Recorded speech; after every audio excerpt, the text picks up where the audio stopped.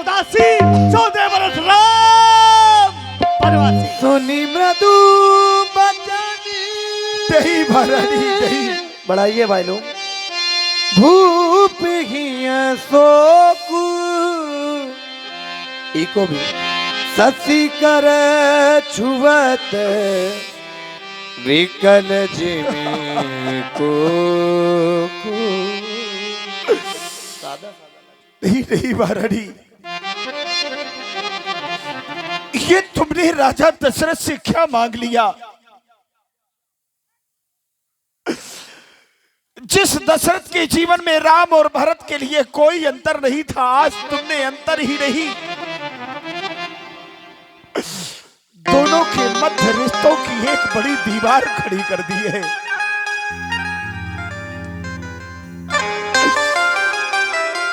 आज इस दशरथ को पश्चाताप इस बात का नहीं है कि मेरा राम वन की ओर जाएगा,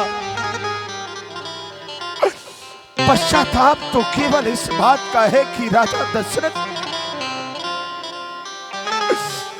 दुनिया के समस्त उन अन्यायों पर अपनी टिप्पणी देता आया है, लेकिन आज निरपराधी को भी 14 वर्षों का अकंटक राज प्रदान करेगा। कल के लिए समाज से खड़ा होकर कि कोई व्यक्ति पूछेगा, राजा दशरथ, भारत ने कौन सी ऐसी विशेषात्मक प्रक्रिया की है जिसके कारण उसे अयोध्या का राज और राम ने ऐसा कौन सा अपराध किया है जिसे दंडक वन दिया जा रहा है? तब इस समाज के सामने यह दशरथ निरुत्तर हो जाएगा। वह दशरथ जो कभी भी अपनी न्याय से पीछे नहीं हटा, वही दशरथ अपने घर के अपनी निज संतान पर इस अन्याय के कोप से उन्हें बचा नहीं सका।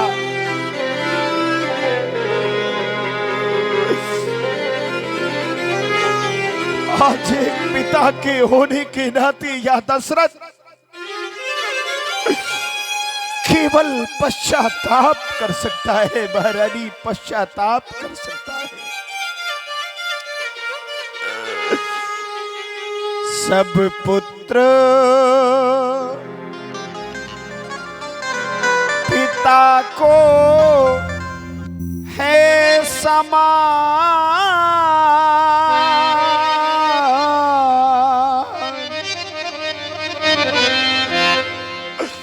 तू भी यहाँ बात जानती है।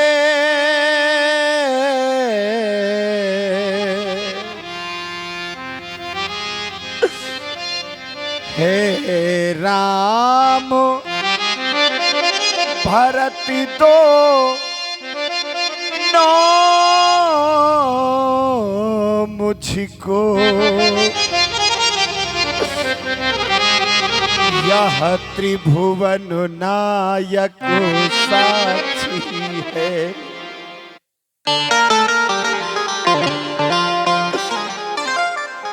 ले लो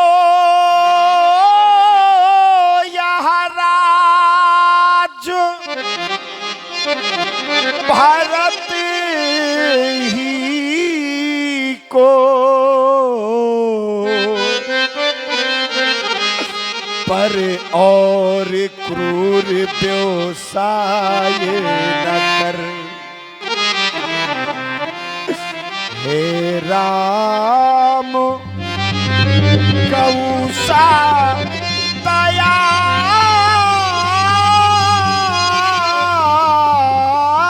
पात्र। देखिए, माताओं बहनों से निवेदन है, आप लोग जाएं नहीं। आप सभी चली गई तो फिर रामलीला किसे दिखाई जाएगी?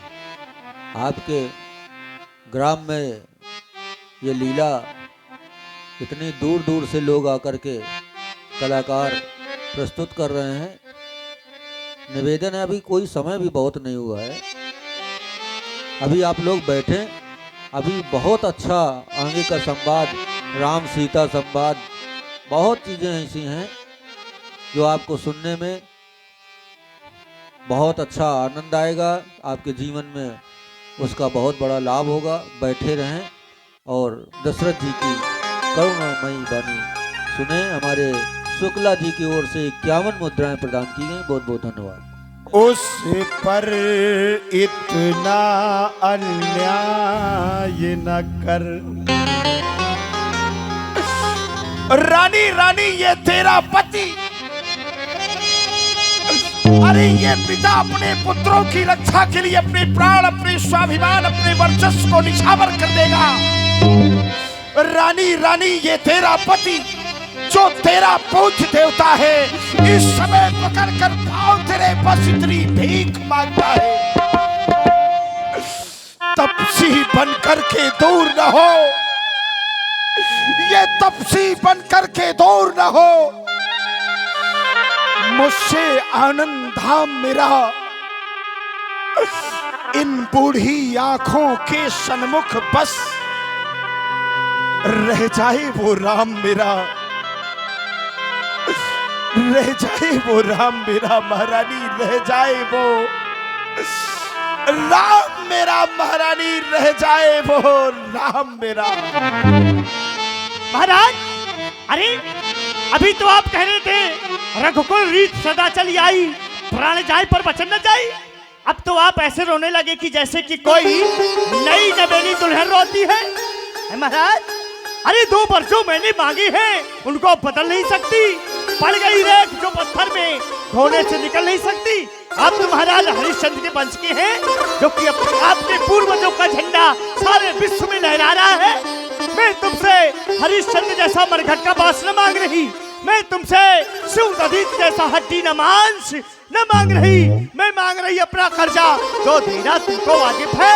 यदि हरिश्चंद्र के वंश के हो तो दे दो, यही मुनासिब है। और महाराज, आप कहते कोई उपाय? महाराज, यदि हृदय आपका दुखता है तो एक उपाय सुझाती हूँ। पूरी आंखों के आगे ही वो सरल उपाय बताती हूँ। मेरे पास ऐसा उपाय है कि आपके प्रधान भी रह जाएंगे और राम भी आपके पास रह जाएगा। कहो तो बताऊं। वह कौन सा उपाय है जिससे मैं अयोध्या का इस अनर्थ को समाप्त कर सकता हूं? कहो महारानी, उस उपाय को करने में ये दशरथ देरी नहीं करेगा। क्यों नहीं महाराज, बात अभी घर में ही है, कोई नहीं है, सिर्फ आप हैं और मैं हूं। बात अभी घर में ही है, कुछ पंचों में अपमान नहीं। लेकिन महाराज, तुम अपने मुख से कह दो, दूंगा पिछला वरदान नहीं। अपने मुख से कह दो, पिछला वरदान नहीं दूंगा, बस। धन्य महारानी। आज एक पति की व्यवस्था का, पति की पीड़ा का उपहास करने के लिए पत्नी ने बड़ा अच्छा हथकंडा अपनाया है। इसमें तुम्हारा दोष नहीं है। विपत्ति जिसके जीवन में आती है, उस विपत्ति का मूल तो वह विपत्ति क्यों जानने वाला ही होता है।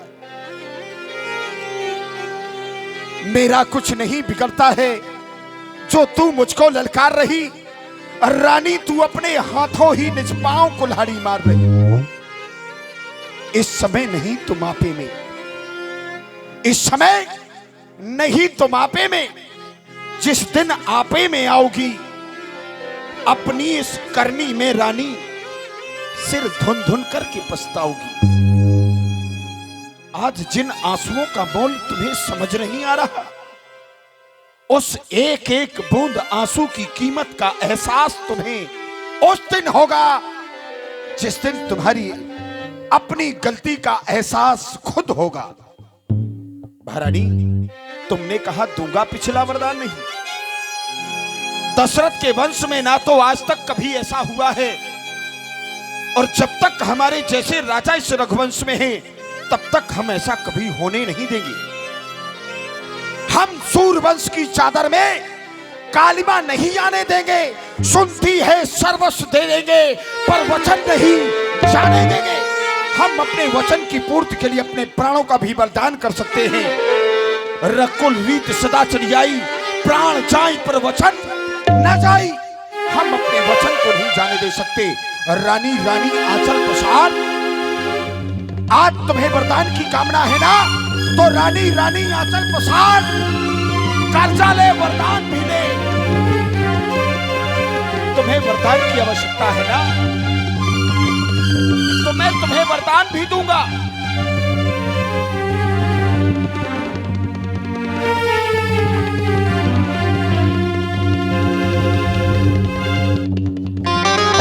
रानी रानी आंचल पसार, कर्जा ले वरदान भी ले, राज भी ले, ताज भी ले, साथ में इस दशरथ के प्राण भी ले।